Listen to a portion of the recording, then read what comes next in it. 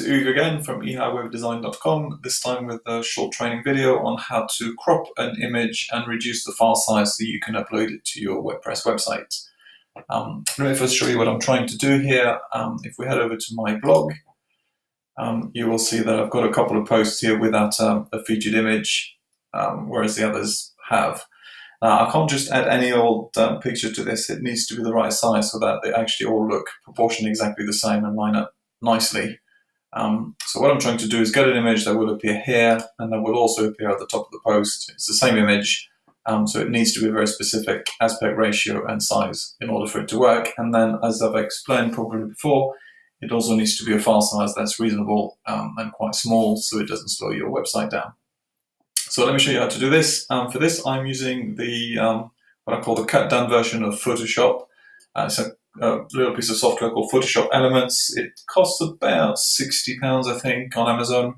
So it's not the full version, but it's plenty good enough to do this. So we're going to do, first of all, we're going to crop the image to the aspect ratio. Now I can't just I must apologize if this is the 13 version. You may have a more recent version, so the interface may look slightly different on your copy of Photoshop, but the principles are exactly the same. First thing I'm going to do is crop the image.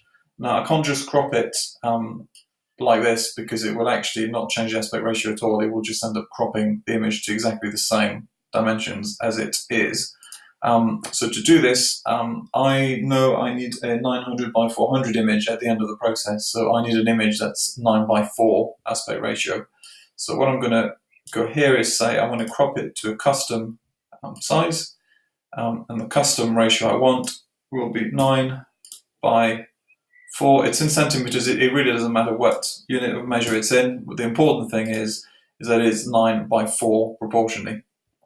Now I can click and drag my crop box around the image, and you can see it's a very different ratio. I just need to pick something that's going to look reasonable. So let's just have a little play with this.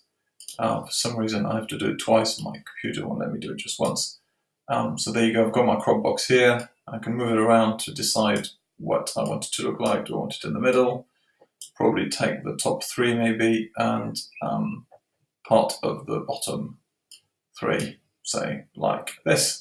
Once I'm happy, I click on the green tick. That's now cropped my image to 900 by 400, so to 9 by 4. So the next step will be to save it, and to save it at a small size, there's a little trick with Photoshop Elements which is quite useful. If we head over to the dialog box here, we will File, instead of being Save or Save As, we're going to use Save for Web. Click on Save for Web, and the way I've got it set up, it opens both images, the current one and the result at the end.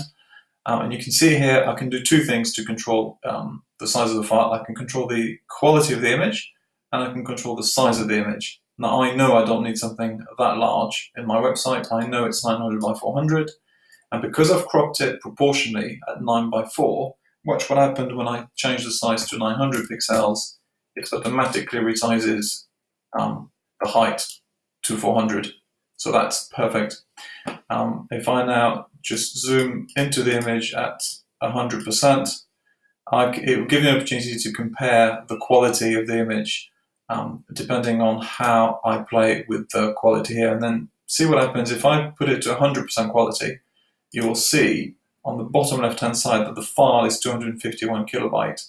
Now the original image was 2.8 megabytes, so this is already a 10-fold reduction, but we can do better than this without really changing the quality of the image.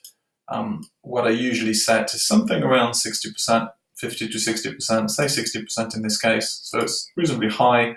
It doesn't really look grainy, but the image is now 73.67 kilobytes. When you're happy with that compromise of quality versus size, simply click on Save, and we'll go and save the image. You can see I tried it before, and I'm just, for my own memory, I will call this same name, George Spring Cupcakes, 900 by 400, save, and that's it. That's all there is to it. The image is now ready for upload to the website, which I can deal with in a separate video. Thank you.